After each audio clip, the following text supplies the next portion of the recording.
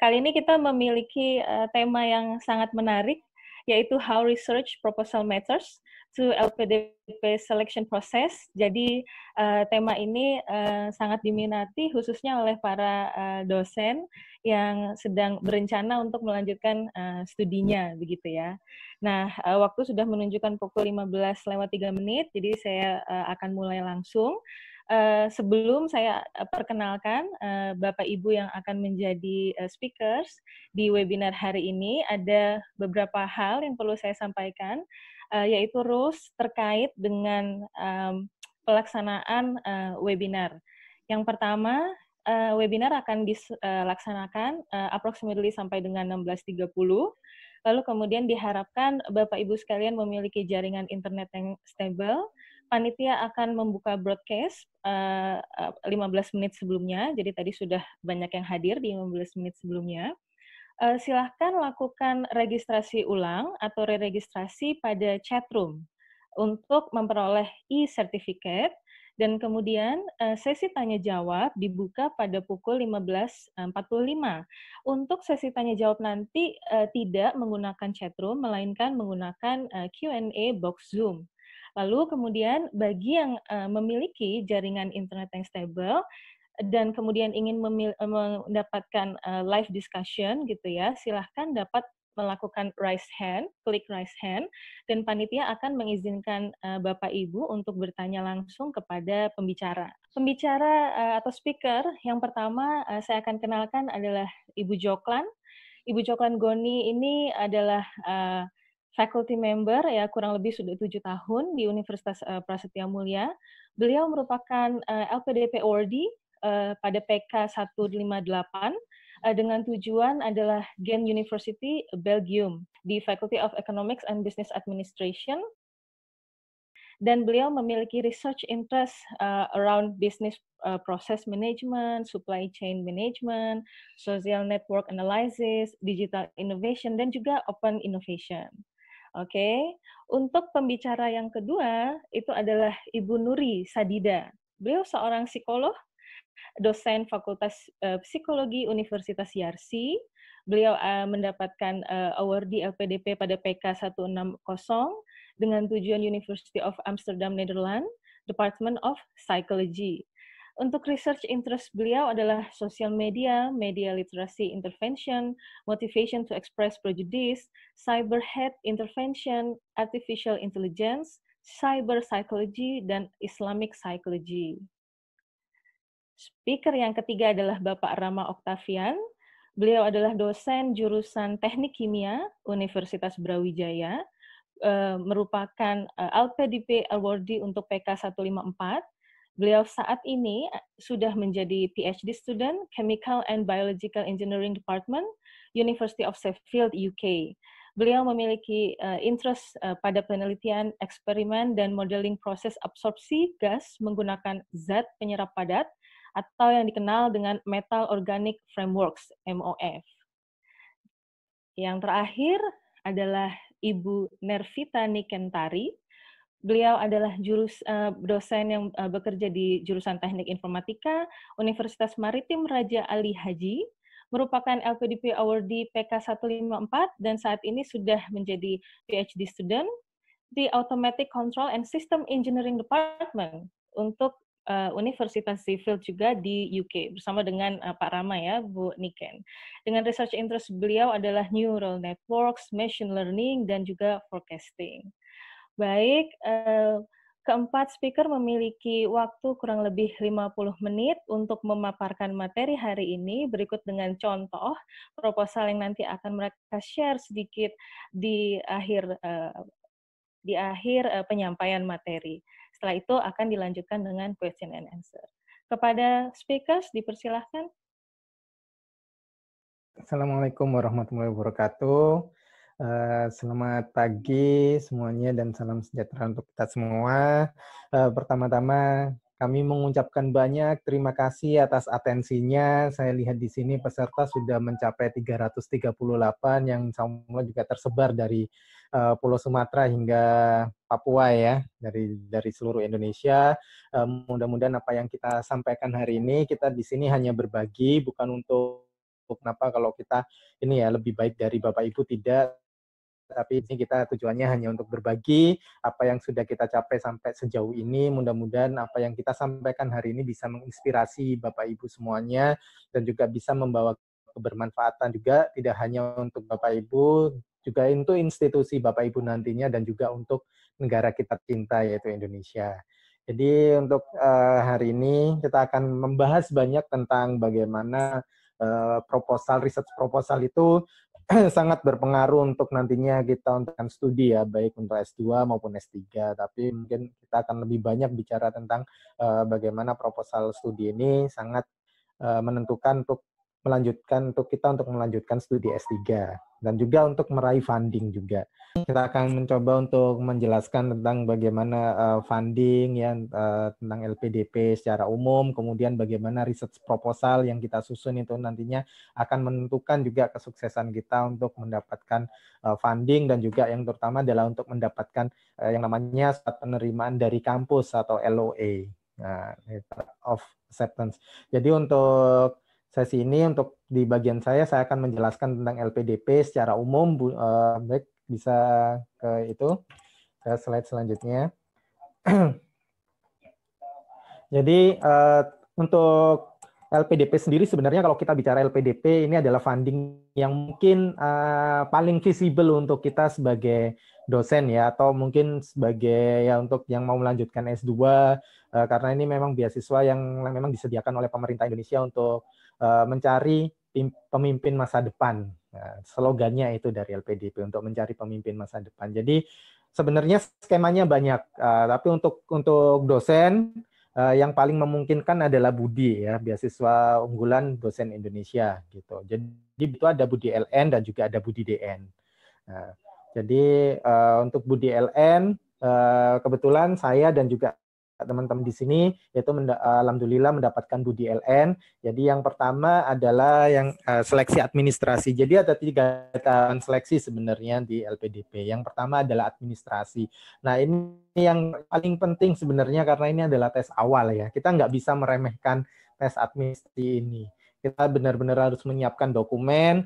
Karena apa, Bapak Ibu, saya juga punya pengalaman, saya pernah gagal di tes administrasi, tidak di LPDP tapi di BPPLN. Nah, untuk saat ini BPPLN sudah tidak ada lagi, semuanya dialihkan ke BUDI LN. Jadi administrasi ini sangat penting. Yang pertama kita siapkan tentunya adalah ini ya, proposal riset. Ini juga penting. Karena apa? Proposal riset ini kita juga harus upload ke LPP. Dan juga proposal riset inilah yang menjadi kunci untuk kita mendapatkan yang namanya Letter of Acceptance, LOA.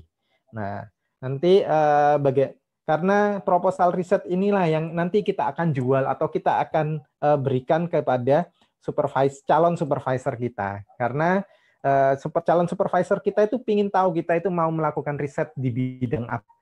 Paham nggak kita riset yang akan kita lakukan? Itu tentunya dari proposal riset. Kita akan bahas banyak, akan dibahas oleh rekan-rekan saya di sini, pembicara yang lainnya, bagaimana nanti cara menyusun proposal riset dan sebagainya. Jadi proposal riset ini bisa dibilang memang adalah elemen yang sangat penting baik pendaftaran LPDP atau untuk mendapatkan LOA, Letter of Acceptance. Nah, yang kedua adalah persyaratan administrasi adalah LOA. Untuk BUDI LN, LOA adalah hukumnya fardu ain. Jadi benar-benar harus wajib, khusus untuk BUDI LN. Mungkin di skema yang lain, LPDP tidak mensyaratkan untuk adanya LOA. Contohnya mungkin untuk yang reguler atau yang PNS gitu, itu tidak apa-apa untuk tidak menyertakan LOA. Tapi untuk BUDI LN, LOA ini menjadi hal yang sangat wajib untuk menjadi salah satu syarat untuk tes administrasi. Kemudian recommendation letter, saya kira Bapak Ibu bisa mendapatkannya di atasan atau di supervisor dulu ketika S1 dan S2, ini saya kira tidak masalah. Kemudian ini ya, bahasa Inggris, ini juga sangat penting. Kalau untuk di LPDP sendiri tidak harus menggunakan IELTS, bisa menggunakan TOEIC. Ya. Ada PTLN berbahasa Inggris, kalau tujuannya seperti saya di UK, itu harus pakai yang nomor 4. Kalau yang tidak berbahasa Inggris, misalnya Jepang, Korea, atau kemana mungkin ya ke China atau ke Turki atau kemana itu tidak perlu pakai syarat yang nomor 5. Tapi IELTS dan sebagainya itu juga digunakan untuk syarat masuk untuk mendapatkan LOA. Itu yang paling penting ya. Nomor 6 saya kira juga penting S1 dan S2. Kemudian nomor 7 juga ini harus diberikan ketika nanti mendaftar administrasi surat izin belajar, baik dari universitas maupun dari pimpinan ya. Nah, kemudian setelah tes administrasi baru kita ikut tes SBK yang namanya seleksi berbasis komputer. Ini ada 2 tes, yaitu tes TPA ya seperti Auto Bappenas ya seperti biasa gitu ya. Kemudian ini yang jadi tantangan mungkin ya sedikit challenging buat kita, yaitu kita harus membuat yang namanya IC on the spot. Kalau tujuan Bapak Ibu di luar negeri itu pakai bahasa Inggris di tempat itu juga. Kalau tujuan Bapak Ibu di dalam negeri itu menggunakan bahasa Indonesia. Ya kita diberikan persoalan, kemudian kita menjawab memberikan pandangan gitu.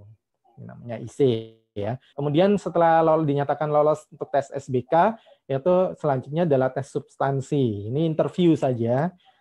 Di zaman saya 2019 tidak ada lagi yang namanya group discussion, leaderless group discussion, tapi ini interview.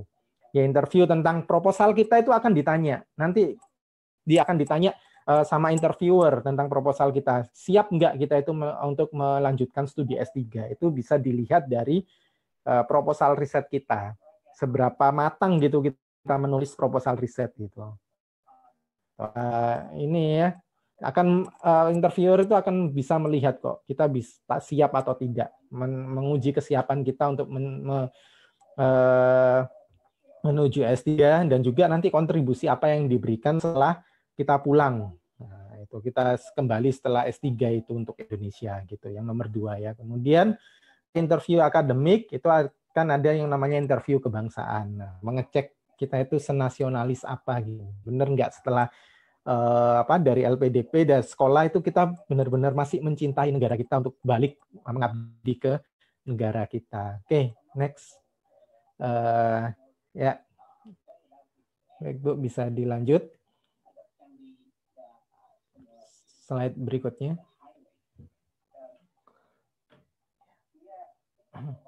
Nah, ini mungkin sedikit tips saja dari saya, juga rekan-rekan yang bisa menambahkan untuk mendapatkan LOE ya.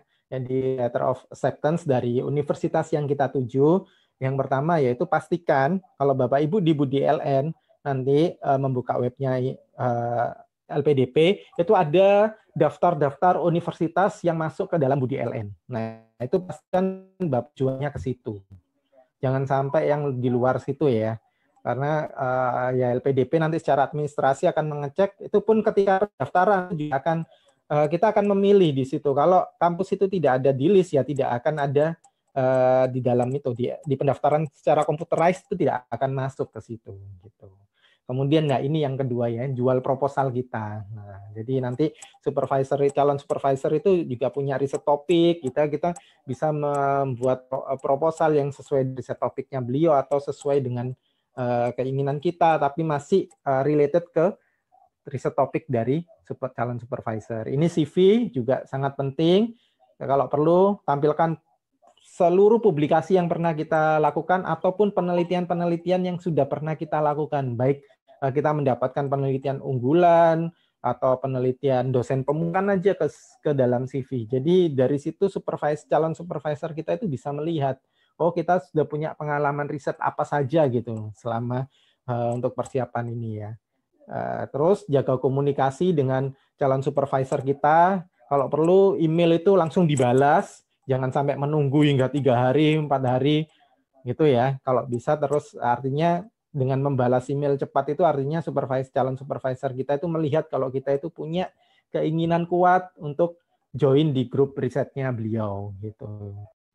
Yang kelima ini juga pelajari syarat-syarat kampus, ya administrasi yang dituju, prosedur pendaftarannya dan juga deadline. Jangan sampai kita kelewatan dari deadline, ya sangat strict sekali mungkin ini. Nah, kemudian yang keenam juga mohon untuk dipersiapkan semua dokumen, jadi dokumen bahasa Inggris, dokumen CV, proposal riset terutama ya. Itu kalau saya sih minimal 6 bulan sebelum tanggal deadline, karena yang paling sulit ini mungkin adalah bahasa Inggris. Atau juga ketika kita menulis proposal riset, tidak bisa lah menulis proposal riset itu sehari semalam, itu saya yakin itu akan suatu hal yang, kecuali kalau ini ya, siapa Bondowoso yang lakuin untuk bangun 1000 candi bisa dalam 1 malam. Kita bikin proposal dalam 1 malam itu sesuatu yang impossible gitu ya.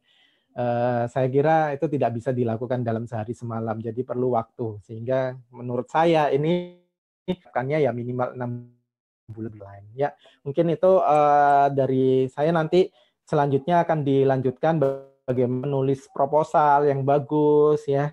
Kemudian dan hal-hal lain yang akan berhubungan dengan bagaimana cara menulis proposal. Monggo untuk kepada Bu Joklan, Bu Nuri atau Bu Niken untuk melanjutkannya. Selamat sore Bapak Ibu. Saya lanjutkan ya, saya mensummary saja bahwa kenapa kita terus menyampaikan topik kita hari ini adalah bagaimana research proposal itu menjadi sangat penting, jadi krusial dalam proses LPDP ini. Yang pertama mungkin saya summary ada empat manfaat sebenarnya. Yang pertama izin belajar. Buat dosen kita harus punya izin untuk belajar. Gitu ya. Nah, di kampus kami, saya di Prasmul, untuk bisa mendapat izin belajar, kami harus membuat proposal yang akan dipresentasikan di hadapan tim doktoral. Jadi kami sebelum kami maju kemana-mana, dipresentasikan dulu, baru kami bisa dapat izin belajar. Nah, selanjutnya, dengan berbekal surat izin belajar itu, kita bisa datang ke Kopertis, sekarang namanya LLDT, untuk bisa mendaftarkan, minta surat, karena sebagai salah satu persyaratan yang tadi disebutkan Pak Rama, untuk mendapatkan surat dari Kopertis, untuk pengajuan administrasi seleksi awal ya di LPDP. Gitu. Nah, yang ketiga LOA ini,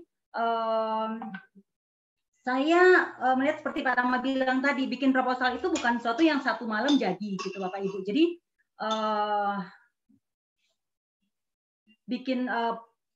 kalau kita sudah punya proposal gitu ya, akan memudahkan kita untuk mencari supervisor.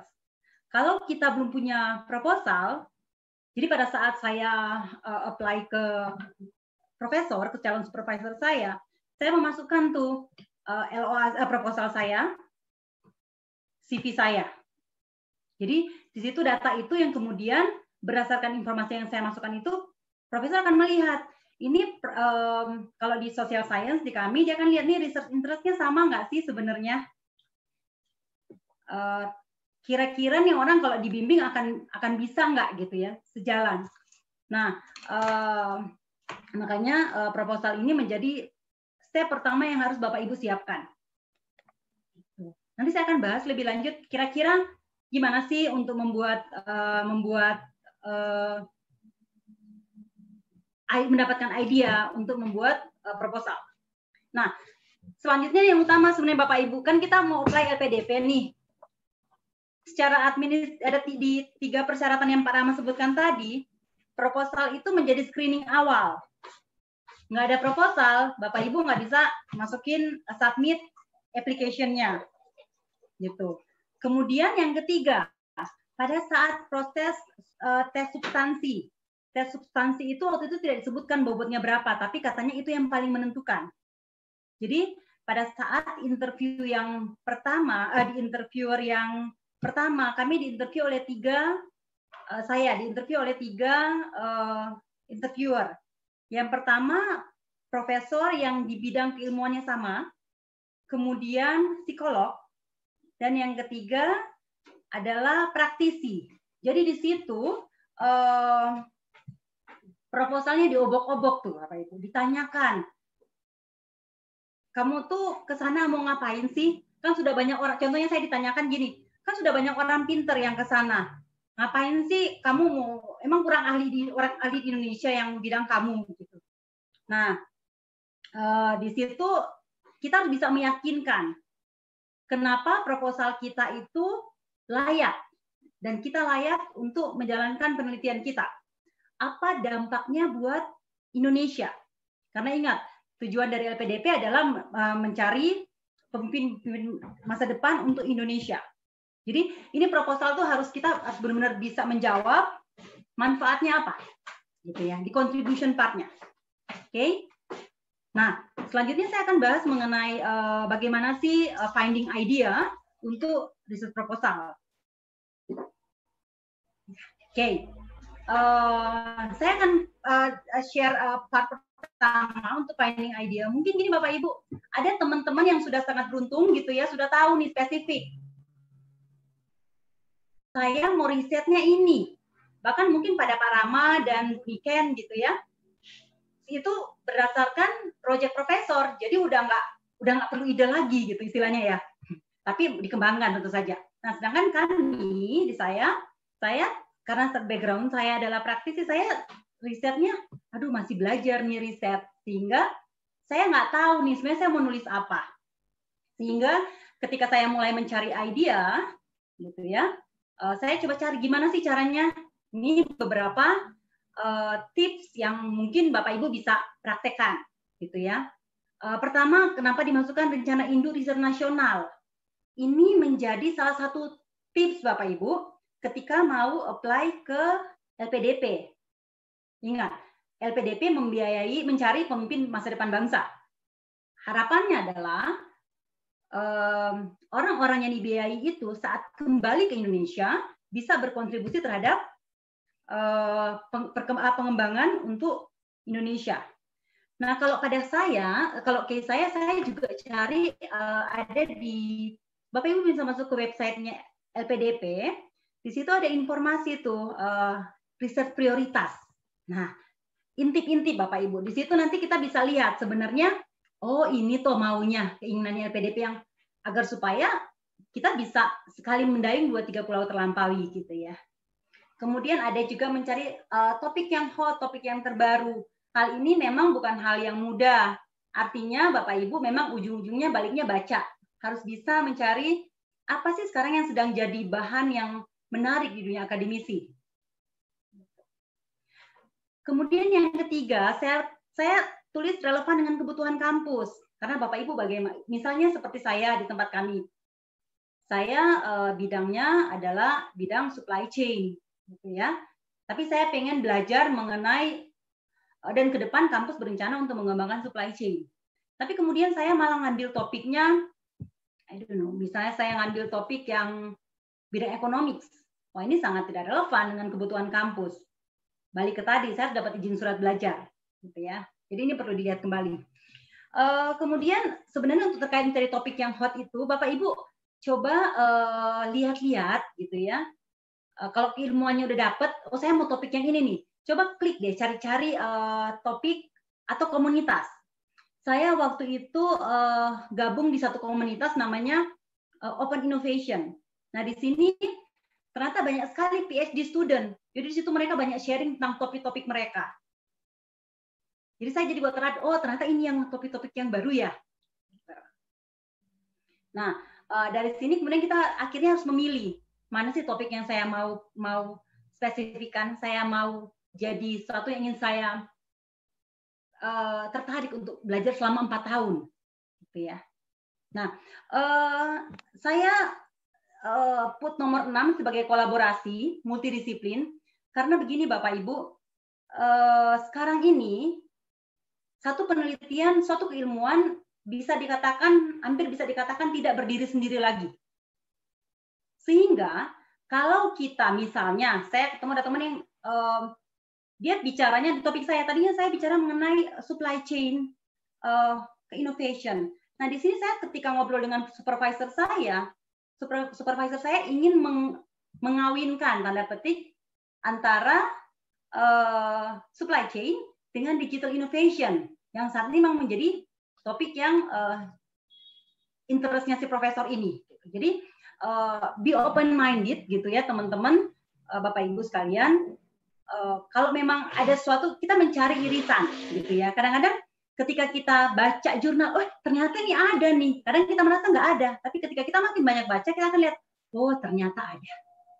Ini bisa nih, irisannya ada.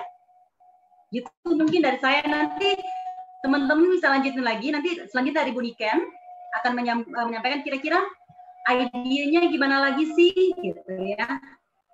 Bapak Ibu nanti bisa dengan tanya jawab nanti. Silakan Santi, slide berikutnya. Oke, terima kasih. Saya lanjut ke finding idea yang berikutnya, yang kedua. Yang kedua adalah baca buku. Sekarang memang buku nggak terlalu banyak ya. Lebihnya fokus ke paper atau jurnal. Cuman tidak ada yang salah. Kita baca-baca buku lagi. Ya, karena juga buku harganya juga terbatas. Buku ini dapat sebagai sumber masukan yang sangat bagus, karena jelas ya, valid seperti itu. Kemudian yang kedua, ini juga menurut saya satu yang paling penting, scientific journal. Karena di sini kita ketemu gap. Gap itu sebenarnya apa sih yang membedakan, apa sih yang ingin Anda teruskan, apa sih yang Anda ingin modifikasi, apa yang ingin diimprove. Ya, kemudian literature review. Literature review ini permasalahan diangkat, tujuan penelitian ya, hasil analisis, dan gap yang belum bisa jadi kalau kita bikin literature review kita tahu gapnya di mana, yang belum dikerjakan di mana, datanya seperti apa. Literature review mungkin agak berat ya, karena ini bisa ratusan artikel yang harus kita baca, jadi biar tahu gapnya di mana. Kemudian kita juga mesti tahu autor yang bagus tuh yang mana. Autor banyak ya, penulis banyak. Tapi hati-hati jangan sampai milih yang misalnya cuman ya sekedar nulis. Cari autor yang memang kompeten. Jadi menulis yang tentu aja sesuai dengan topik Anda, kemudian punya referensi dan citation yang bagus. Kemudian baca visual risetnya dari para ahli-ahli tersebut ini. Kemudian dari ini sebenarnya kita bisa bikin kerangka proposal. Ya, kalau mungkin sudah dijelaskan Bu Joko Anggoni sebelumnya, kalau saya sama Pak Rama itu proposalnya berdasarkan proyeknya dosen. Tidak harus ya sebenarnya, bisa lihat lagi riset interest dosennya itu apa. Kita bisa kembangkan proposal di situ.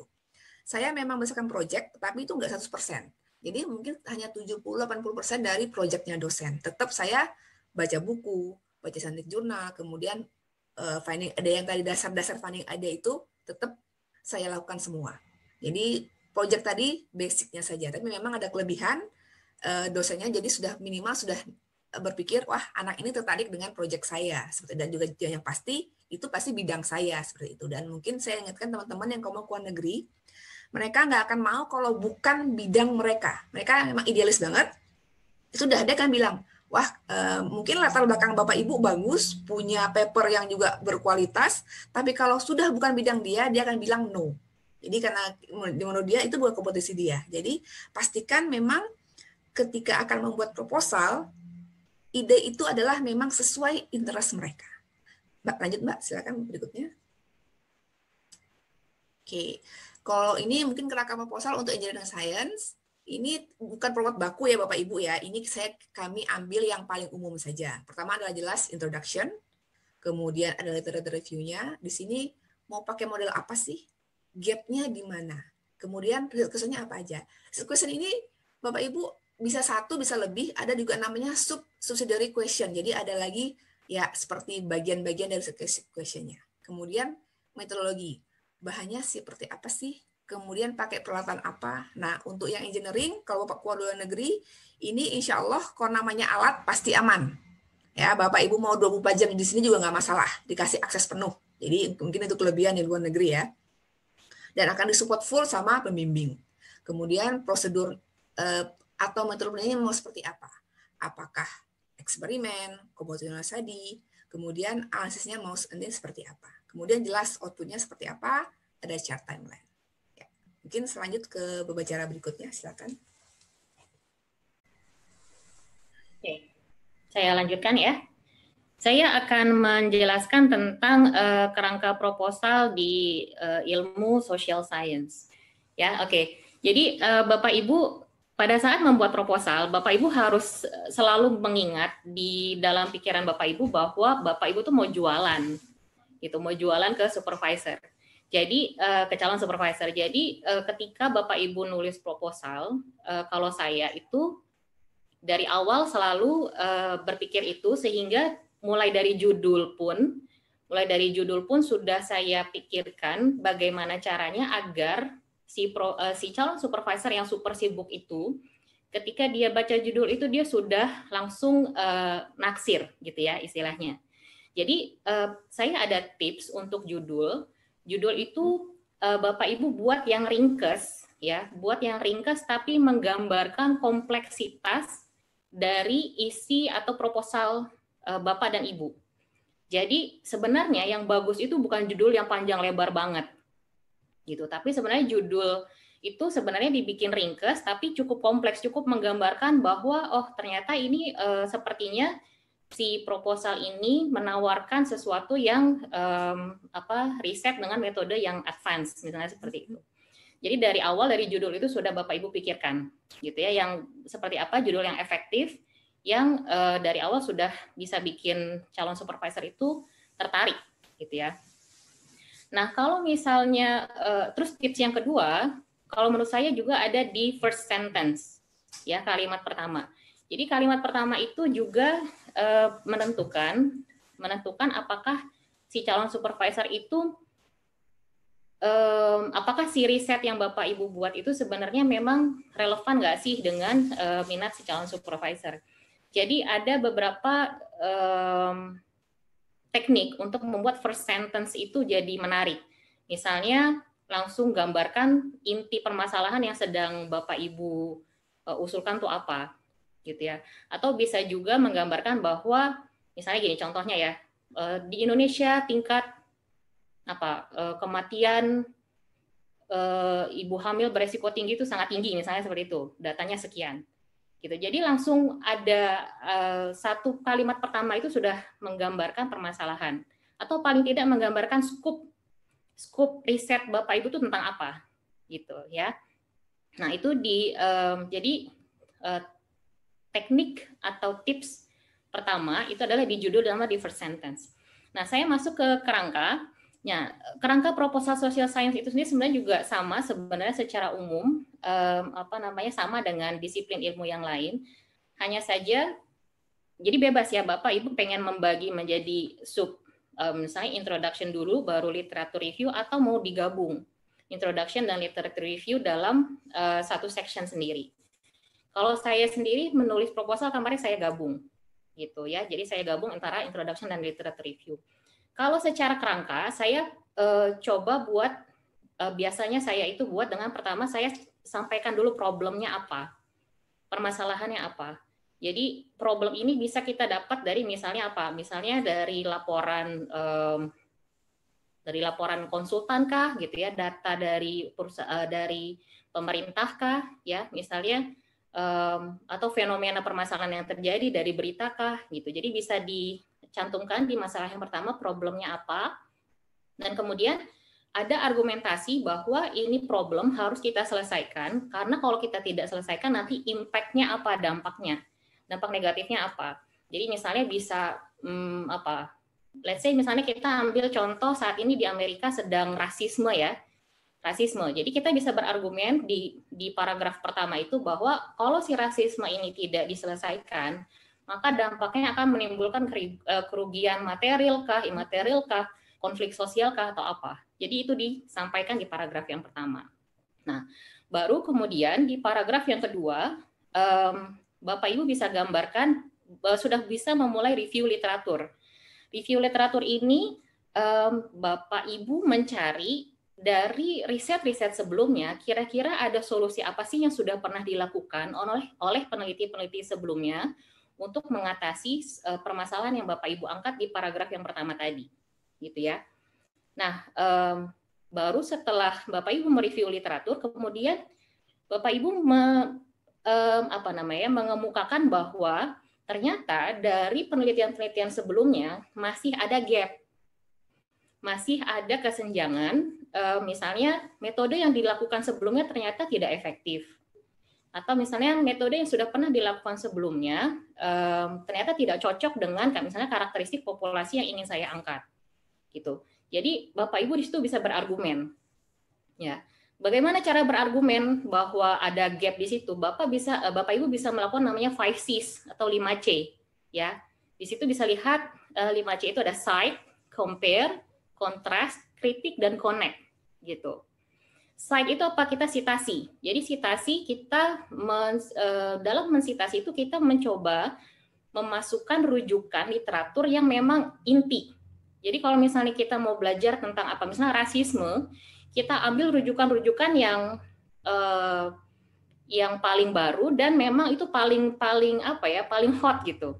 Jadi jangan masukin rujukan-rujukan yang nggak relevan. Kalau misalnya kita meriksa anak-anak skripsi kita nih misalnya ya, kadang-kadang anak-anak skripsi itu misalnya gini, mereka menulis saya mau melakukan penelitian dengan metode misalnya kuasi eksperimen. Definisi kuasi eksperimen adalah lalalala, itu sudah tidak relevan ya.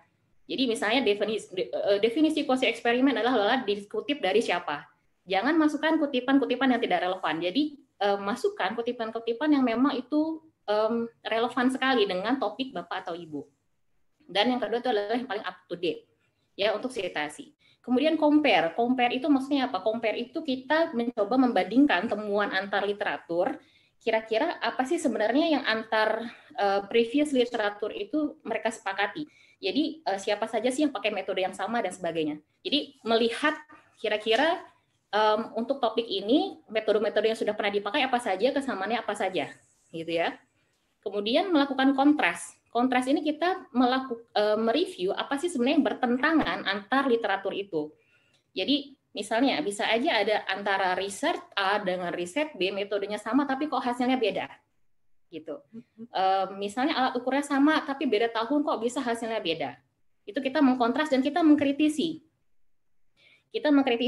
Kita lihat sebenarnya di antara berbagai literatur ini mana sih riset yang paling kuat argumennya, gitu ya. Jadi mana yang kira-kira metodenya paling valid, reliabilitasnya paling bagus, itu Bapak Ibu sudah menandakan bahwa saya sudah ada kecenderungan pengen pakai metode ini, gitu. Kemudian baru kita masuk ke connect. Connect itu artinya kita coba hubungkan dengan kondisi permasalahan yang kita tulis di awal. Jadi kalau misalnya gini, kita ngomongin tentang rasisme misalnya, gitu ya. Nah, tapi bisa jadi metode-metode untuk menyelesaikan rasisme di luar negeri bisa berbeda dengan metode-metode untuk menyelesaikan rasisme di Indonesia. Kenapa? Karena karakteristik orang Indonesia tuh begini-begini. Jadi kita bisa connect atau hubungkan dengan kondisi populasi yang ingin kita tuju. Misalnya kita pengen melakukan penelitiannya di Indonesia, berarti kita kaitkan dengan karakteristik orang Indonesia. Atau kalau misalnya kita sudah pernah melakukan penelitian tentang ini sebelumnya, kita kaitkan dengan hasil penelitian yang sudah pernah kita lakukan sebelumnya. Gitu ya, Bapak Ibu. Nah, itu 5Cs untuk menemukan gap. Kemudian setelah itu kita usulkan solusinya apa. Kita bisa berteori, kita bisa usulkan bahwa ini ada framework yang bagus, yang bisa digunakan untuk menyelesaikan permasalahan yang tadi di awal saya sebut. Gitu. Jadi kita mengusulkan framework, kita mengusulkan model, gitu ya. Jadi kita tuh kalau mau S3 udah nggak lagi misalnya pengen melihat hubungan antara A dan B gitu ya. Tapi kita kalau bisa tuh sudah punya sudah punya argumen bahwa saya ini punya framework ini yang kalau kita jalankan ini maka si framework ini akan berhasil untuk menyelesaikan permasalahan yang tadi kita sebut di awal gitu. Nah, baru dari situ kemudian kita menjabarkan oleh karena itu maka tujuan penelitian ini adalah apa? Masalah penelitiannya apa dan apa yang diharapkan yang bisa kita ambil apa yang dihasilkan dari proposal kita, dari riset kita kalau nanti sudah selesai. Gitu ya. Masuk ke metodologi. Nah, di sini Bapak Ibu juga harus jualan juga dari metodologi. Jangan lagi pakai metodologi yang sederhana seperti misalnya saya mau pakai survei misalnya kuesioner saja. Gitu ya. Coba sodorkan metodologi yang lebih advance. Mau pakai apa? Misalnya teknik eksperimen, misalnya mau pakai mixed method, misalnya mau pakai longitudinal study dan sebagainya.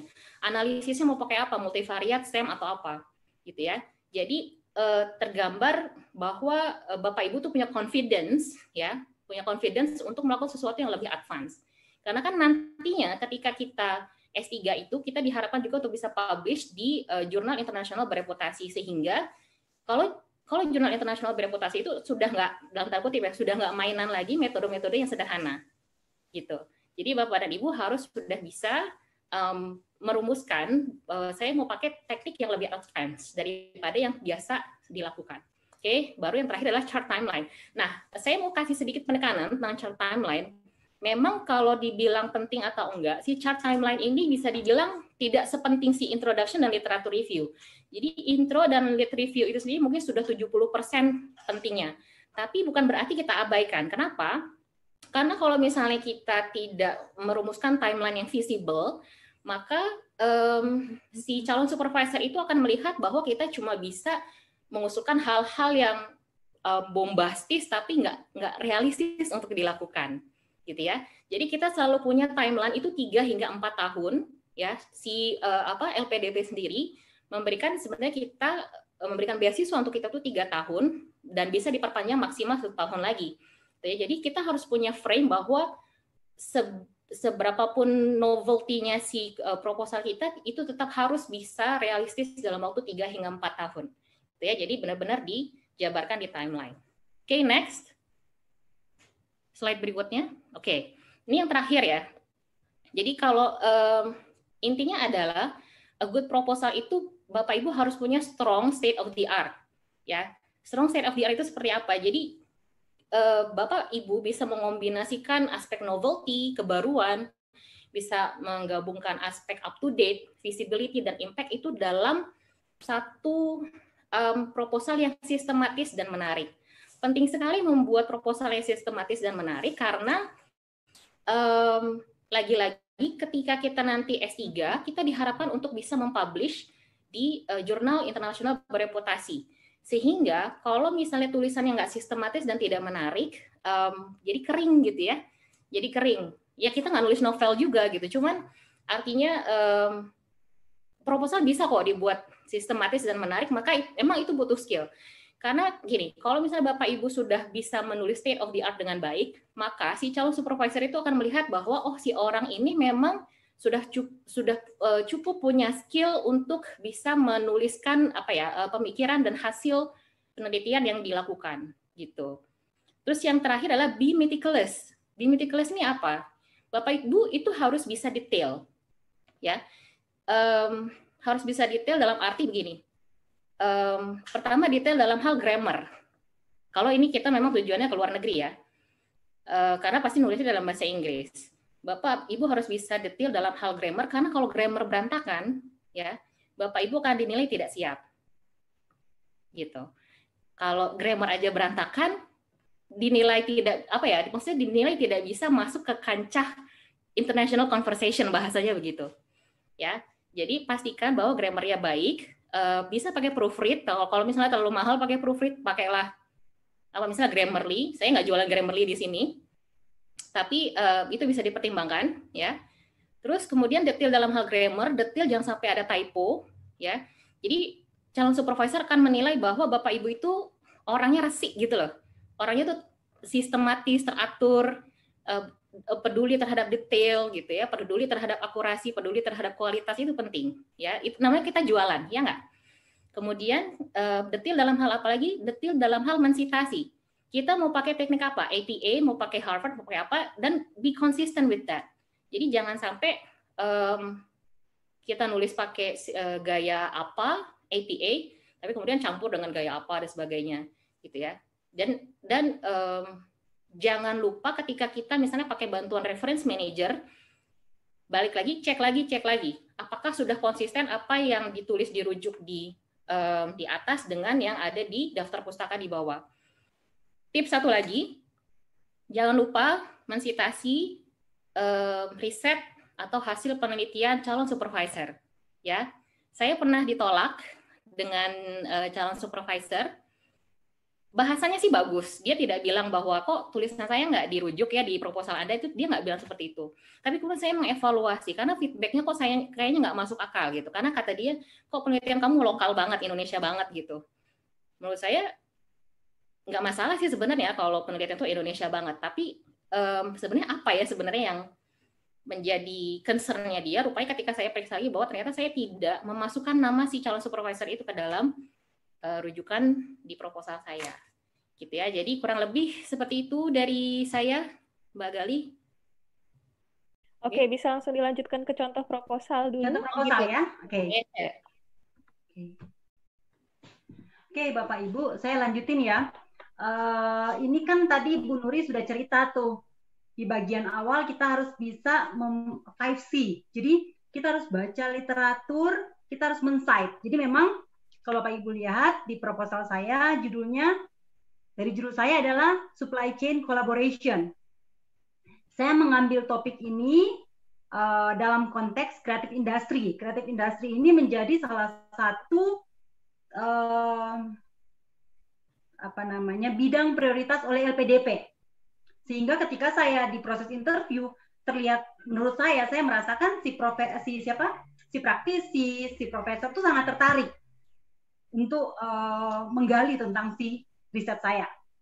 Nah, kemudian Pak Ibu bisa lihat, teman-teman bisa lihat, saya mulai dengan introduction. Saya ambil contoh ya, performance of the firm. Ini sesuai dengan si judul judul saya. Di sini kemudian saya ambil juga nih, performance, collaboration. Nah, di sini saya banyak sekali men-cite. Jadi mereka mau lihat sebenarnya si kita ini cukup banyak baca nggak gitu. Nah, dan kita benar-benar menggunakan, kita men-cite orang-orang yang memang di bidang tersebut. Ada saya ambil contoh, Bapak Ibu bisa lihat nih, Besan. Saya masuk ke Besan, itu ternyata ini adalah orang yang menjadi salah satu dedengkotnya di bidang supply chain. Saya kontak ke dia, terus bahkan dia memberikan saya email ke dia memberikan rekomendasi, oh you may try this person gitu. Jadi saya tadi yang Mbak Nuri bilang itu sangat penting. Terus kemudian saya masuk tuh, saya mengkontradiksikan bagaimana saya memaparkan supply chain. Kemudian saya bilang ini menjadi challenge buat SME di developing country gitu. Jadi saya sampaikan apa yang pemaparan mereka. Namun kemudian saya bilang, however, despite of tadi yang sudah begitu banyak, namun ternyata little attention has been given. Jadi saya masukkan, oh ternyata ini citation-nya, ini penelitian-penelitian sudah dilakukan. Kemudian saya masuk, ini loh, saat ini sebenarnya masih sedikit penelitian tentang bidang ini. Kemudian saya bilang, therefore, menjadi sangat penting untuk kita melakukan profiling tetap terhadap kreatif industri di Indonesia. Gitu. Bagaimana governance mechanism itu muncul di sini. Saya cerita di situ. Jadi saya cuma mau memaparkan bagaimana struktur dari paper tersebut. Walaupun ujungnya nanti papernya diobok-obok Bapak Ibu. Teman-teman, jadi ini papernya banyak sekali perubahan setelah kita komunikasi dengan profesornya. Nah, setelah masuk di situ, saya juga menyampaikan bahwa studi ini ada kontribusinya. Apa saja? 1, 2, 3. Dengan tetap men-cite. Dan men-cite itu artinya sebagai apa? Tanda bahwa kita merecognize penelitian-penelitian sebelumnya. Oh, penelitian ini sudah melakukan ini loh, sudah dilakukan ini loh, gitu. Sampai 3, kemudian setelah itu saya masuk di literatur review, nih banyak sekali saya cite, lumayan ya Bapak Ibu. Jadi saya berangkat dengan model ini. Ini model yang saya buat, dari model ini saya buat literatur review-nya. Gitu ya. Kemudian tadi metodologi, si profesor mau tahu nih, kita paham nggak kita akan ambil sampelnya dari mana? Nah, di sini saya bilang, oh iya saya akan ambil 6 sektor prioritas yang ada di Indonesia untuk kreatif industri. Dan ini datanya sudah ada di Backcraft. Saya paparkan juga supportingnya kenapa ini harus pakai sampel sekian. Kemudian desainnya saya sampaikan, saya sudah tahu ada sekitar 350 players, datanya saya sudah punya, gitu. Itu untuk menunjukkan bahwa saya paham apa yang mau saya kerjakan dan saya punya akses untuk menyelesaikan studi saya dalam waktu yang timeline yang sudah saya buat. Saya juga masukkan variabelnya, nanti ada di appendix 1, banyak sih di situ. Kemudian ada metode, jadi saya sampaikan, saya akan pakai software namanya social network analisa menggunakan social network analysis. Kemudian saya akan pakai SAM, jadi kualinya dengan ini, dengan SNA untuk melihat actors-nya. Kemudian saya akan masuk ke untuk menguji model, menyelesaikan solusi tadi yang Mbak Nuri bilang, saya menggunakan SAM. Dan yang terakhir ini timeline yang saya buat. Timeline bahwa dari LPDP kan minta 3 tahun. Jadi kita buat activities-nya dalam timeline yang diminta oleh LPDP. Gitu. Sekian dari saya, mungkin silakan dilanjutkan. Oke, terima kasih Bu Joklan. Untuk perwakilan dari Science bisa dilanjutkan oleh Bapak Rama, contoh proposalnya. Ya, seperti yang disebutkan oleh Bu Niken sebelumnya dan juga ini ya, saya jujur aja kalau proposal ini adalah berdasarkan project yang dari supervisor saya. Jadi saya tuh mencari dari findphd.com website itu, kemudian calon supervisor saya itu memposting riset topik di sana. Kemudian ya saya menulis riset proposal itu sesuai dengan topik yang ditawarkan oleh atau project yang ditawarkan oleh calon supervisor saya, yaitu tentang ini ya, computational modeling dan juga eksperimen tentang solid adsorbent atau penyerap zat padat, mungkin yang dari kimia atau teknik kimia tahu lah ya, atau dari material science itu untuk menyerap gas CO2 untuk biogas. Saya dulu topiknya fokusnya mau ke biogas. Sebenarnya dalam menyusun proposal ini, kalau secara umum mungkin sudah disampaikan Bu Joklan dan Bu Nuri ya, dan juga Bu Niken ya tentang panjang lebarnya. Tapi saya menyusun proposal ini berdasarkan format yang ditentukan oleh LPDP. Sebenarnya LPDP itu punya format tersendiri bagaimana proposal studi itu harus disusun. Nah, ini saya menyesuaikan dengan format LPDP. Kalau bisa, ya ini ya, author dan sebagainya itu dilengkapi ya. Sebenarnya susunannya adalah judul, kemudian identitas, background, atau orang nyebutnya introduction. Saya kalau menyusun ini biasanya introduction itu dari masalah yang umum itu dibuat ke masalah yang khusus sampai kita kerucutkan gitu. Misalnya kalau saya tentang ini biogas, tentang aplikasi dari implementasi dari penyerap padat untuk biogas. Nah, biogas sendiri itu kenapa kok sekarang sedang perkembangannya sedang ini ya akan sedang digalakkan di Indonesia untuk biofuel. Nah, dari proses biogas sendiri itu apa yang masih menjadi masalah, yaitu masih adanya pengotor-pengotor itu. Pengotor itu kan akan mengganggu performa dari biogas itu sendiri. Kemudian untuk membersihkan pengotor itu sekarang sudah pakai apa? Permasalahannya di mana gitu. Penelitian-penelitian yang sudah dilakukan untuk mengatasi masalah itu apa dan masalahnya masih ada nggak? Nah, masalah yang masih ada itu apa? Contohnya saya kalau ini pakai penyerap cair. Nah, penyerap cair itu susah untuk diregenerasi. Bukan untuk susah diregenerasi ya. Kalau kita meregenerasi penyerap cair itu harus membutuhkan panas yang cukup tinggi, jadi energi cost-nya juga tinggi. Nah, sehingga muncul penyerap padat. Penyerap padat ini low energy gitu. Untuk regenerasinya juga ini juga bagus. Nah, penyerap padat itu juga banyak. Ada yang namanya karbon aktif, ada yang namanya zeolit. Ini apa permasalahannya? Mungkin stabilitas atau mungkin tentang selektivitas itu masih belum. Nah, makanya saya mengembangkan tentang yang namanya metal organic framework gitu. Nah, ini sebenarnya susunannya sama dengan ini ya, sama dengan LPDP. Jadi yang background, kemudian statement of problem. Nah, statement of problem-nya apa gitu. Ini kemudian aim and purpose, tujuannya dan penelitiannya. Jadi di background itu tidak perlu disebutkan secara ini ya, secara apa? Secara eksplisit tujuannya apa, karena nanti ada subbabnya sendiri, tujuan dan juga tujuan dari penelitian kita itu apa gitu ya. Kemudian rasional, kenapa kok penelitian ini harus dilakukan di Indonesia? Nah, ini kan saya bawa juga tulisan Indonesia. Kemudian metode dan desain, ini kalau bisa selama 3 tahun itu kita pecah. Kalau saya pecah, menulis tahun 1, tahun 2, tahun 3 itu ngapain aja kita gitu, selama itu. Nah, ini ya. Jadi kemudian signifikan dan outcome ini juga sangat penting nantinya penelitian kita kontribusinya proposal penelitian kita kontribusinya ke Indonesia itu apa gitu. Ini yang mungkin juga akan dinilai oleh LPDP, akan dilihat itu. Oh, kita itu sekolah nanti S3 itu setelah pulang itu punya kontribusi yang positif untuk kemajuan Indonesia. Ini di LPDP itu harus menuliskan seperti ini. Nah, atau mungkin outcome itu bisa juga Bapak Ibu sebutkan aja nanti akan dipublish di mana gitu. Ya. Nah, itu secara umum lah proposal ini saya nyusunnya sesuai format LPDP. Nah, literatur review di mana? Itu biasanya ditaruh di background. Nah, di background ini akan banyak lah penelitian-penelitian sebelumnya, kemudian apa permasalahan-permasalahannya seperti apa, itu kan berasal dari literatur review. Nah, proposal ini saya sempat kirimkan ke calon supervisor saya, Bapak Ibu, dan alhamdulillah oleh calon supervisor saya itu dicoret-coret seperti ini.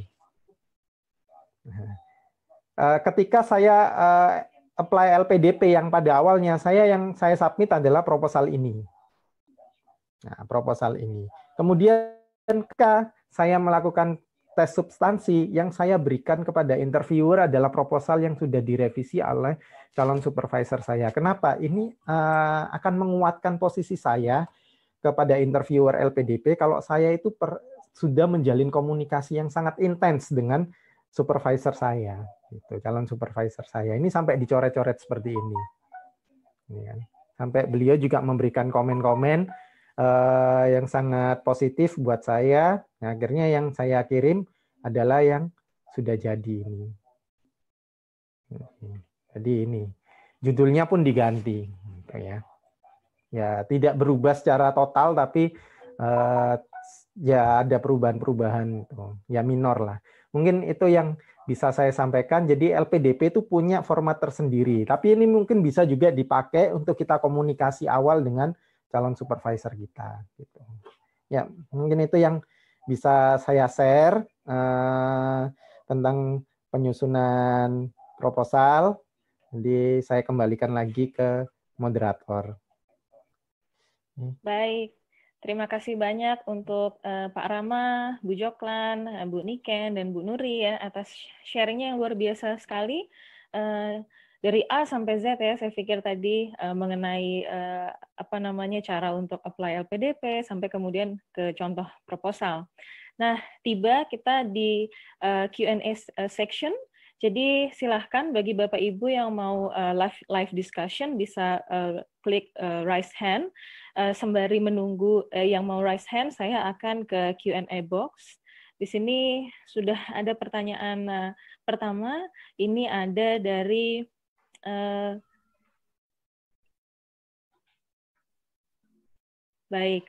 Bapak Rizky Yuniawan. Selamat sore dan selamat pagi untuk waktu UK. Saya ingin menanyakan, memungkinkan tidak untuk calon penerima beasiswa LPDP sudah memiliki gelar S2 dalam negeri, tetapi ingin mengajukan kembali proposal studi S2 di luar negeri dengan jurusan yang berbeda dengan S2 sebelumnya. Oke, mungkin Bu Nuri bisa membantu menjawab pertanyaan ini, monggo. Ini konteksnya dosen apa bukan ya? Kalau dosen, jadi kalau dosen, kalau menurut saya istilahnya apa itu yang nyambung itu? Linear. Nah itu linear. Ya, itu penting gitu.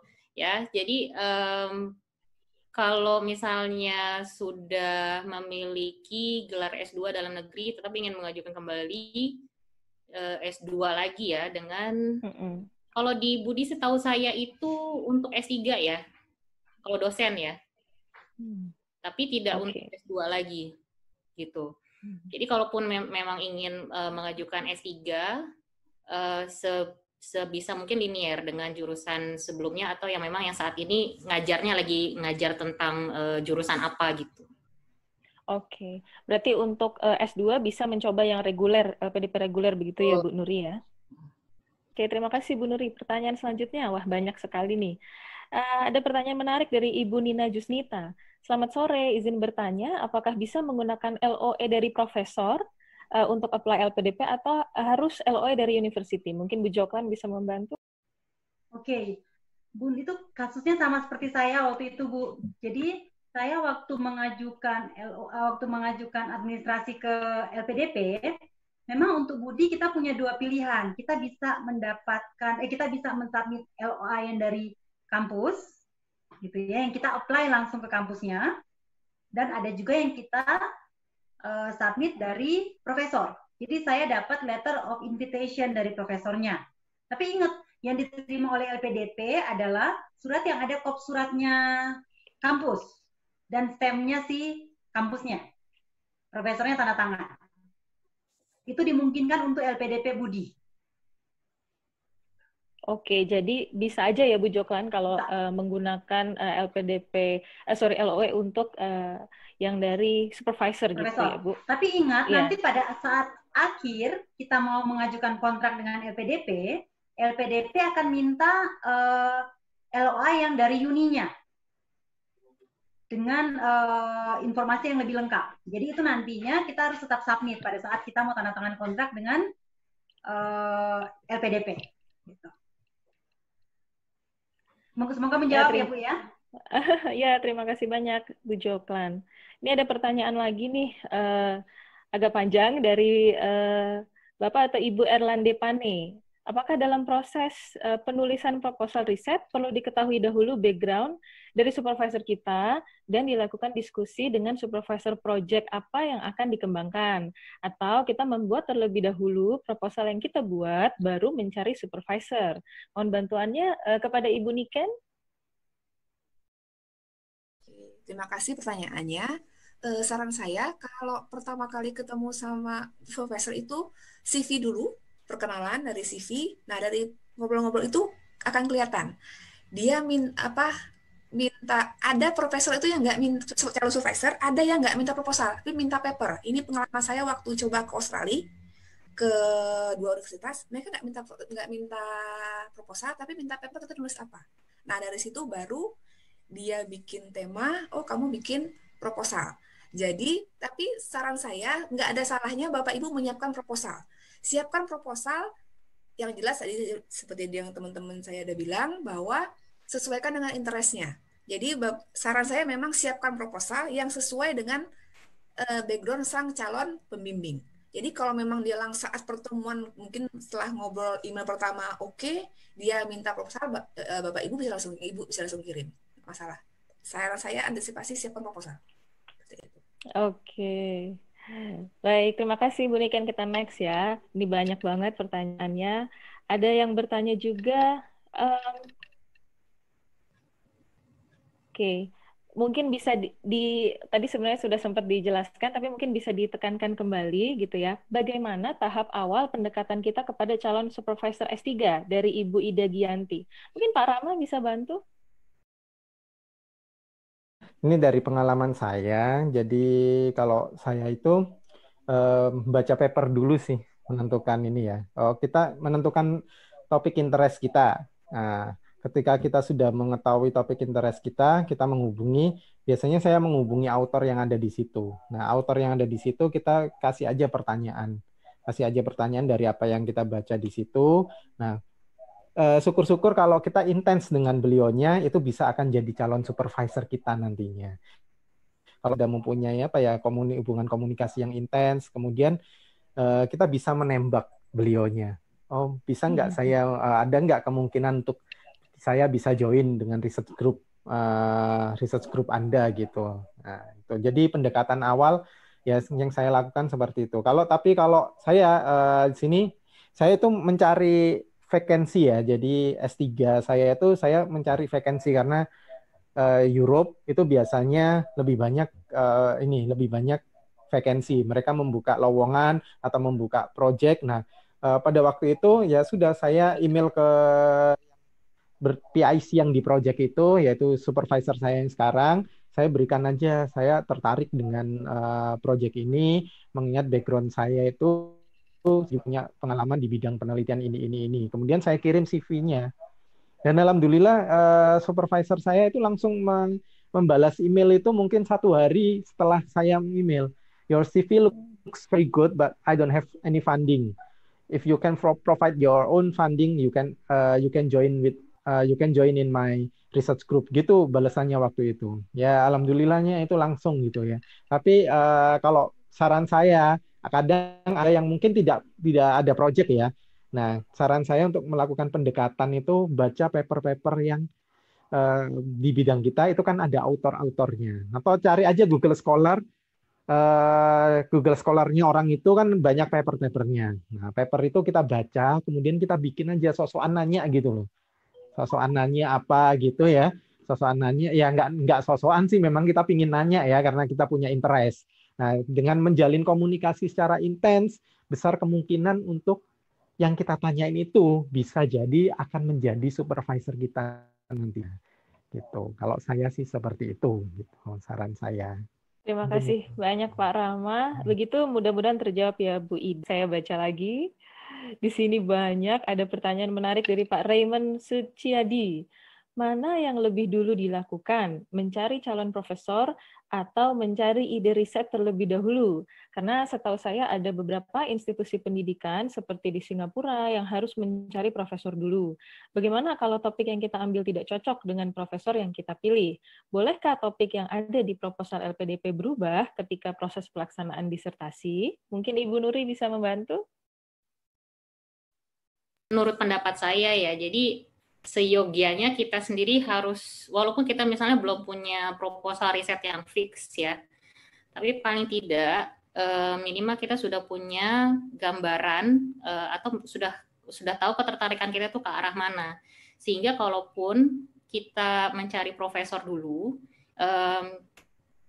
kita sudah lumayan memiliki kedalaman pengetahuan tentang background expertise dari si calon supervisor gitu. Tapi kalau idealnya sih ya, kalau menurut saya Bapak atau Ibu sudah punya ide riset dulu, sudah bikin proposalnya dulu, masih mentah juga nggak apa-apa, baru cari ke supervisornya untuk kemudian nanti, dan cari supervisornya kan pasti gini loh. Jadi kalau misalnya kita sudah punya ide riset, kita pasti sudah mendalami sekian literatur dan kita sudah tahu istilahnya jagonya di topik itu siapa-siapa saja. Sehingga kita juga sudah bisa langsung menyasar ke supervisor yang memang kita targetkan gitu. Sehingga ketika kita dekati si calon supervisor, kalau misalnya dia mengkritisi proposal kita atau memberi masukan ke atau bertanya kok kenapa kamu pilih metode ini, kita jadinya juga sudah punya kedalaman pengetahuan yang cukup untuk bisa merespon si calon supervisor itu gitu. Jadi idealnya kalau menurut saya ya bisa ke sebaiknya sih punya ide proposal riset dulu, minimal banget sudah tahu arahnya mau kemana, minat risetnya ke arah mana, baru cari supervisor. Mungkin pengalaman yang lain bagaimana Bu Niken, Bu Joklan, dan Pak Rama mungkin bisa jadi pengalamannya berbeda. Oke, mungkin Bu Joklan mau sampaikan sesuatu?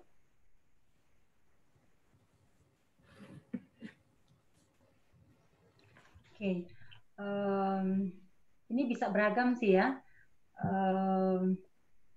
Kalau tadi dari pertanyaannya boleh diulang? Jadi apakah kemudian bisa kita mulainya tuh dari mana dulu gitu Bu? Apa kita mulainya dari profesornya dulu, ataukah kita mulainya dari idenya dulu, atau dari riset proposal? Iya, saya setuju sekali. Saya mirip pengalaman dengan Bu Nuri. Jadi memang kita harus come up di proposal tadi itu sangat penting untuk kita jualan. Saya dari bidang social science, ketika saya melist out Bapak Ibu. Jadi pengalaman saya tuh, saya lihat karena persyaratan administrasinya cukup banyak. Jadi saya tuh harus melist kampus-kampus mana yang memenuhi standarnya gitu. Nah, di situ baru kemudian saya mencari. Jadi saya cari ke setiap kampusnya dengan profesor ini di fakultas apa gitu ya. Terus profesor A, research interest-nya apa? Dia nulisnya apa saja. Jadi saya usahakan proposal saya pun ada yang tadi Pak Bu Nuri bilang cite si profesor itu. Jadi dia merasa ini orang punya research interest yang sama. Jadi kalau pengalaman saya pikir proposal harus duluan, Bu. Pak. Baik, terima kasih Bu Joklan, Bu Nuri. Oke. Baik, kalau gitu saya kembali ke Q&A box ya. Di sini ada pertanyaan menarik dari Bapak Reinhard Leonardo Pais. Bagaimanakah tips menulis motivation letter yang menarik sehingga dapat menjadi bahan pertimbangan agar diterima di kampus luar negeri? Kemudian, apakah dalam tes menulis esai on the spot dalam tes LPDP ada tema tertentu atau bisa saja sesuai dengan minat studi kita? Apakah esai harus ditulis dalam bahasa Inggris? Tipsnya bagaimana sih supaya sukses tes ini? Oke, mungkin Mbak Niken bisa membantu menjawab.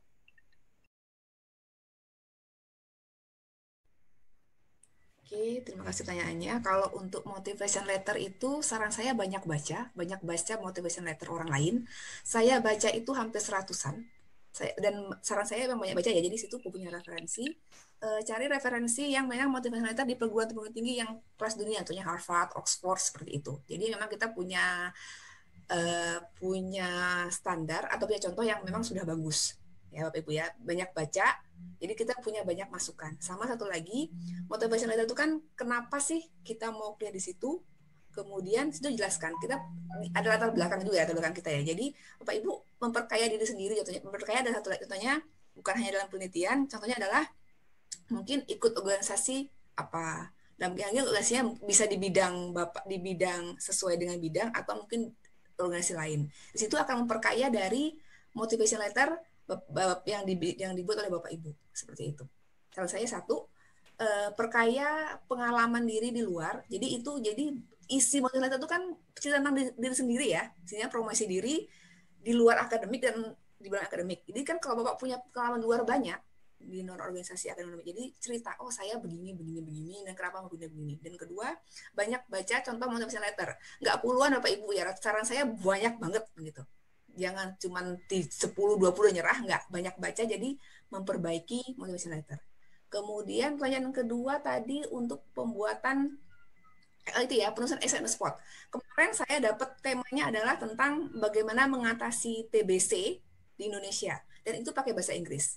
Ya, jadi jangan khawatir, itu temanya umum kok. Ditanya gimana sih solusi kita. Pertamanya kita sikat dulu pendapat kita tentang TBC, kemudian solusi kita itu seperti apa. Dan itu writing on spot pakai bahasa Inggris. Gimana biar lancar? Saran saya sering-sering latihan pakai bahasa Inggris dengan tema tertentu. Ini mirip konsepnya essay on the spot, itu mirip konsepnya seperti IELTS writing, tes IELTS yang bagian writing. Jadi mungkin kalau mau lancar, sering-sering latihan IELTS yang bagian partnya writing. Itu banyak banget contohnya di internet. Sekian, terima kasih. Terima kasih, Bu Niken. Mungkin Pak Rama bisa membantu menambahkan? Mungkin itu ya, essay on the spot. Kalau tujuan kita luar negeri memang harus dibuat bahasa Inggris, tapi kalau tujuannya dalam negeri itu bahasa Indonesia. Jadi ya seperti Bu Niken tadi bilang, biasanya IELTS seperti IELTS writing tas 2 gitu, IELTS writing tas 2. Nah, untuk motivation letter itu mungkin kerangkanya seperti ini aja. Ini saya ya, berdasarkan pengalaman saya. Kerangkanya yang pertama mungkin menceritakan tentang background kita lah. S1 kita apa, mengerjakan apa, S2 kita apa, mengerjakan apa. Kemudian kita sudah pernah publish di mana atau pengalaman riset apa gitu. Nah, itu di part 2-nya. Kemudian part 3-nya kita ceritakan kenapa kita ingin mengambil topik penelitian tersebut. Nah, kemudian part selanjutnya itu kontribusi apa yang akan kita berikan tentang ketika kita sudah menyelesaikan studi S3 kita nantinya dengan topik penelitian tersebut. Kemudian yang terakhir itu mungkin hanya basa-basi ya, nggak basa-basi sih. Kita memilih kampus itu gitu ya, kampus yang akan kita tuju dan juga departemen itu dan juga supervisor itu. Itu secara umum sih ini kerangkanya seperti itu, motivation letter yang saya buat. Nah, itu bisa beragam ya, itu referensinya banyak lah. Yang seperti Bu Niken tadi bilang, bisa berasal dari kampus manapun. Tapi secara umum kerangka yang saya buat seperti itu tadi. Itu. Motivation letter. Bagus tidaknya itu relatif sih Pak, bisa diterima atau enggak itu apa ya, saya kira ya motivation letter itu bisa menjadi faktor, cuman saya kira itu mungkin proporsinya tidak sebanyak seperti kalau kita punya publikasi, CV kita bagus, kita punya pengalaman riset gitu. Saya kira sih menurut saya seperti itu. Itu mungkin Bu yang bisa saya tambahkan. Makasih Pak Rama. Oke, ada lagi pertanyaan, tapi tidak mau disebutkan namanya nih. Oke, dari seseorang anonymous attendee, tulisannya di sini, tapi pertanyaannya menarik. Mohon info untuk topik penelitian disertasi bagi LPDP luar negeri, ilmu sosial dan administrasi. Biasanya selama ini ruang lingkupnya nasional, provinsi, atau seperti apa? Mungkin bisa dijawab oleh Bu Joklan. Oke. Mungkin pengalaman saya aja Bu, saya balik ke tadi. saya mencoba melihat topik yang akan relevan ke stakeholders-nya, gitu ya. Pertama, saya terkaitkan dengan persyaratan secara kampus. Saya harus dapat izin surat belajar. Jadi saya harus mencari topik yang relevan dengan kampus. Kemudian ketika saya bicara pada LPDP, pada lingkup nasional, berarti saya kemudian mencari topik yang memang sampel saya adalah yang menjadi riset prioritas untuk Indonesia, karena kita kan biaya negara. Jadi saya mengambil topiknya adalah creative industry, gitu. Yang konteksnya adalah konteks nasional.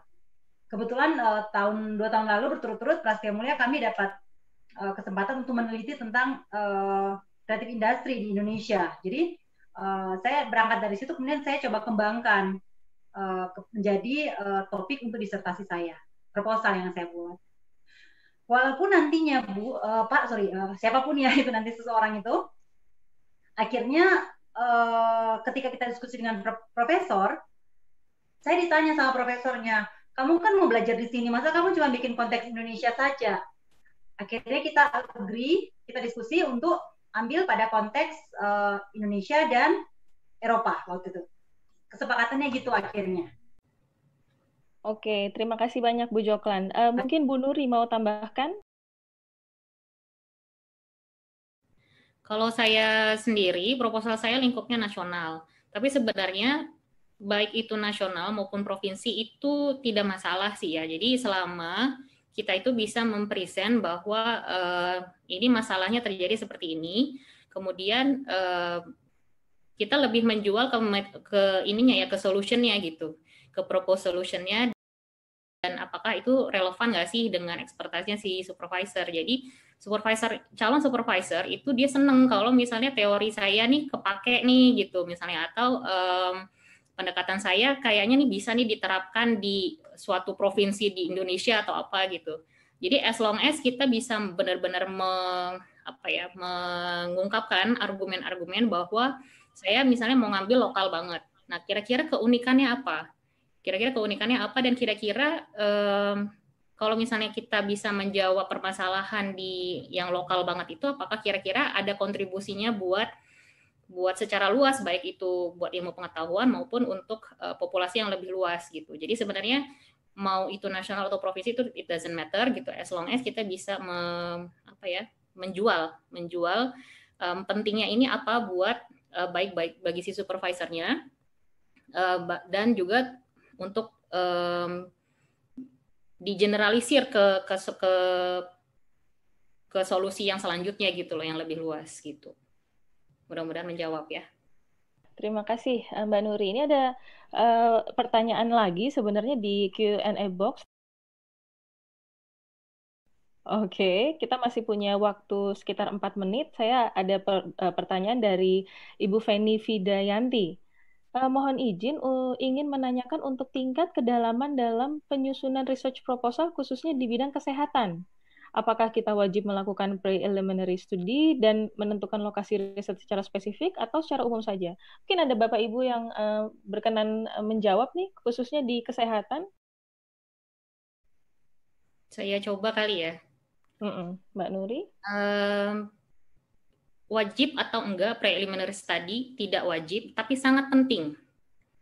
Gitu ya, sangat penting karena jadi gini, kadang-kadang dengan kita melakukan preliminary study, kita jadi tahu, oh ternyata yang tadinya kita duga akan begini hasilnya, oh ternyata bisa aja berbeda gitu.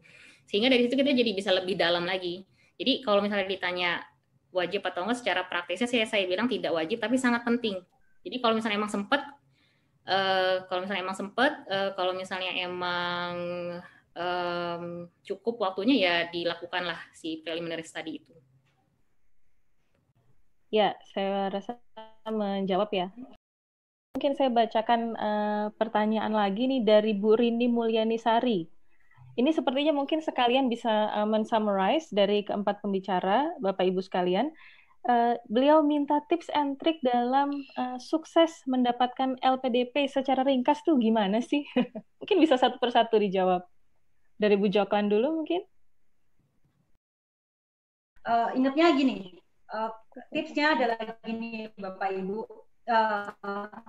Kalau ketika kita tahu bahwa kita akan dibayar oleh negara, negara mau lihat, ini orang dibayarin, harus saya dapat apa, saya akan dapat apa.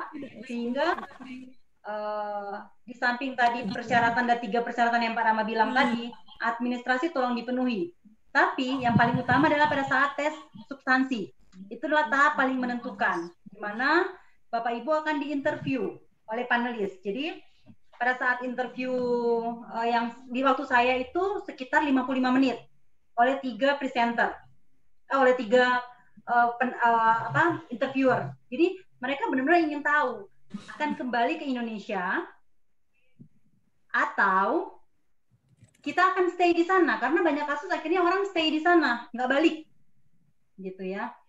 Kemudian mereka mau tahu ketika kita ke sana kita bisa nggak menyelesaikan perkuliahan kita tepat waktu. Jadi ini menjadi kritikal gitu buat LPDP. Jangan sampai kita nggak selesai terus harus dikirim balik gitu loh, Bapak Ibu. Jadi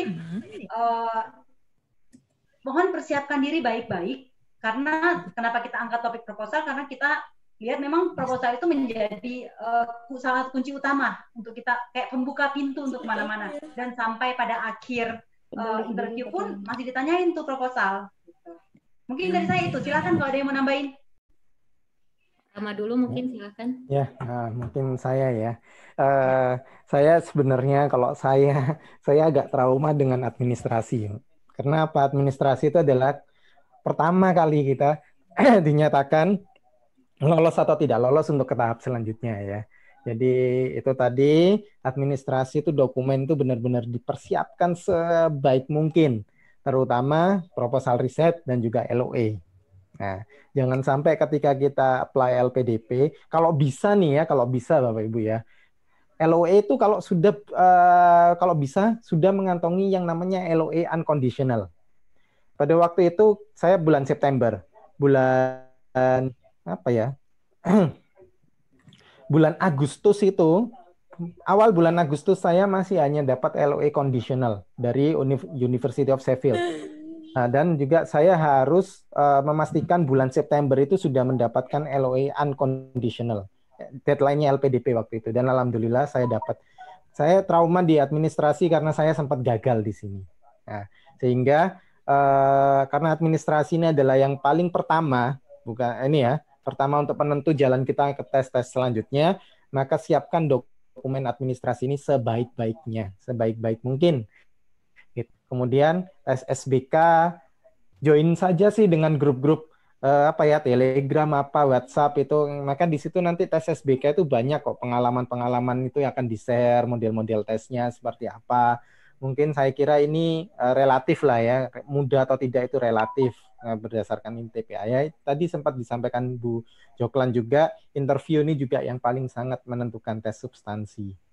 Saya ditanya tentang proposal, bahkan saya juga dites kemampuan berbahasa Inggris saya karena saya harus sekolah di UK, English speaking country, bagaimana saya bisa berkomunikasi di situ. Nilai IELTS saya juga diuji di situ, dipertanyakan juga, dites lah istilahnya, bener nggak orang ini dapat IELTS ini tes beneran atau cuman bayar orang gitu ya, nggak ada lah tes IELTS bayar orang, tes sendiri kita. Itu maksudnya dikonfirmasi aja dengan itu. Ya tes interview itu kita juga diobok-obok juga, ditanyakan dengan proposal kita, kontribusi kita gitu ya. Tidak hanya ke kita, tidak hanya ke negara, tapi nanti ketika kita kembali apa yang bisa kita lakukan untuk institusi kita, itu juga ditanyakan, dan itu harus kita siapkan juga Pak, jawaban-jawaban seperti itu gitu Bapak Ibu ya.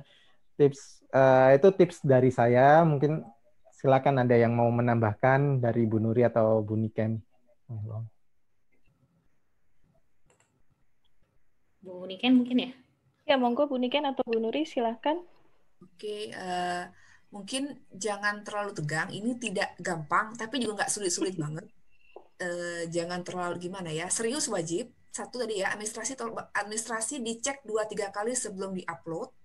Ini kejadian teman saya salah upload. Ini mungkin kita cek kembali semua berkas. Tahap pertama administrasi, pastikan data yang kita upload adalah benar.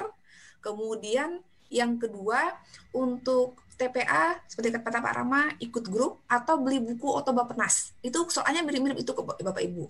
Dan itu ya namanya soal TPA, jangan SKS atau jangan seminggu 2 minggu sebelumnya. Belajarlah nyicil, mungkin sehari disiapkan 2 jam atau 1 jam untuk belajar, dan mungkin 3-4 bulan sebelumnya sudah dipersiapkan. Jangan ya mepet-mepet seminggu sebelumnya baru belajar. Seperti itu. Jadi usahakan belajar sebelumnya. Yang untuk esai, kalau sudah lolos IBT atau IELTS, menurut saya itu nggak akan masalah untuk saya on the spot writing, Bapak Ibu ya. Kemudian untuk yang wawancara, nanti menurut saya akan berat adalah ketika wawancara menanyakan yang mental, saya itu menjatuhkan mental. Kalau Anda nggak lulus, Anda mau gimana? Anda ganti uang negara loh. Seperti. Jadi mungkin ketika ada pertanyaan yang benar-benar jatuhkan mental, berpikir positif ya. Bukannya yang nanya itu rasis atau merendahkan Bapak Ibu, itu menguji mental. Jadi siap-siap menerima pernyataan yang benar-benar menguji mental. Contohnya, nanti kalau nggak lulus, Anda ganti uang loh. Ini gimana? Kemudian ada pertanyaan seperti ini. Anda nih kayaknya nggak pinter-pinter banget kok yakin bisa lulus. Itu bukan menghina Bapak Ibu ya, tapi menguji mental. Jadi pertanyaan yang harus diantisipasi adalah pertanyaan yang menguji mental. Pengalaman teman saya 1/2 jam nangis ditanya sama wawancara. Jadi siap-siap untuk wawancara, siapkan mental. Lalu saya balikin lagi tadi, tidak gampang tapi juga tidak sulit. Menurut saya diikut saja alur LPDP administrasinya. Saya insya Allah itu bisa. Mungkin dari saya sekian. Oke. Silakan Bu Nuri. Kayaknya sudah cukup mewakili ya semuanya. Udah aja deh. Oke. Mungkin bisa singkat aja Bu Nuri sekalian penutup untuk pertanyaan terakhir ini ya. Saya ya? Apa penutup ya? Ya, terkait dengan pertanyaan yang tadi tips and trick LPDP secara ringkas mungkin dari Bu Nuri. Oke, mungkin saya ingin menambahkan untuk interview ya. Kalau interview, jadi LPDP ini pakai teknik interviewnya itu teknik berbasis kompetensi atau berbasis kinerja. Jadi gini, maksudnya adalah kita bisa, jadi dia nggak model nanya misalnya gini, kelebihan kamu apa, kekurangan apa, enggak. Jadi modelnya itu benar-benar menggali sebenarnya apa yang sudah Anda lakukan di selama ini sebagai dosen. Misalnya prestasinya sudah sampai mana, pernah memimpin apa enggak, punya pengalaman memimpin apa enggak, dan ketika memimpin itu memimpin apa, memimpin siapa, terus kendalanya apa, kemudian ya seputar itu. Jadi misalnya kayak sudah pernah publish ke jurnal yang bagus atau enggak gitu ya, terus ini enggak koheren nggak sih antara aktivitas riset kita dengan misalnya aktivitas pengmas kita gitu. Jadi hal yang seperti itu yang lebih digali. Jadi benar-benar apa yang sudah kita lakukan selama ini sebagai dosen itu akan menentukan seberapa tinggi skor Anda nanti pada saat interview. Jadi semakin banyak portofolio Anda, entah itu jurnal, entah itu pengmas, misalnya haki atau paten, apalagi misalnya sudah pernah memimpin, ya misalnya jadi kajur atau kadep atau apa, bahkan belum pernah memimpin sekalipun, kalau saya salah satu pertanyaan yang pernah ditanyakan adalah bagaimana impact dari leadership kita terhadap mahasiswa bimbingan kita, gitu. Jadi memang dari situ, jadi Bapak Ibu sudah bisa dapat gambaran, berarti nanti kalau saya mau mempersiapkan untuk LPDP, jadi siapkan portofolio yang solid, gitu. Kalau menurut saya seperti itu. Oke, menarik sekali ya. Jadi untuk pertanyaan terakhir tadi sudah dijawab satu persatu oleh Pak Rama, Bu Joklan, kemudian Mbak Nuri dan Mbak Niken. Terima kasih banyak. Mungkin sebelum selesai, saya akan berikan sedikit kesimpulan dari webinar kita sore hari ini. Jadi saya punya 5 poin yang saya highlight di sini untuk Bapak Ibu. Yang pertama adalah LPDP paling visible untuk dosen dan bisa masuk ke dalam LPDP Budi. Untuk yang bukan dosen bisa ke LPDP reguler. Tujuan dari LPDP ini memang untuk mencari pemimpin masa depan. Jadi poin kedua, tentu LPDP berharap bahwa orang atau kandidat yang nantinya dikirim memang benar-benar bisa memberikan kontribusi kepada Indonesia. Poin yang ketiga adalah proposal menjadi sangat krusial karena mengandung kontribusi tadi itu kepada Indonesia.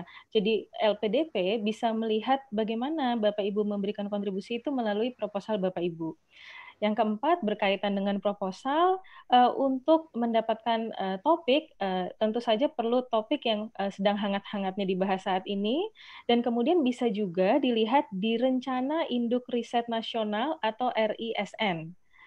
Baik, untuk poin yang terakhir, make sure bahwa kerangka proposal itu benar-benar dibuat dengan baik, sistematis, serta memiliki judul yang menjual. Jangan lupa juga ada 5C untuk GAP, Cite, Compare, Contrast, Kritik, dan juga Connect. Kira-kira itu adalah kesimpulan dari webinar hari ini. Semoga bermanfaat. Terima kasih banyak untuk Bapak Ibu yang sudah bergabung di Zoom. Terima kasih untuk yang sudah bergabung di YouTube. Terima kasih untuk Bu Joklan, kemudian Bu Nuri, Bu Niken, dan Pak Rama. Semoga sukses studinya. Semoga semua yang mencita-citakan untuk dapat LPDP semua bisa dapat LPDP secepatnya. Terima kasih banyak. Wassalamualaikum warahmatullahi wabarakatuh. Terima kasih Bu Gali. Terima kasih. Terima kasih Bapak Ibu semuanya. Terima kasih.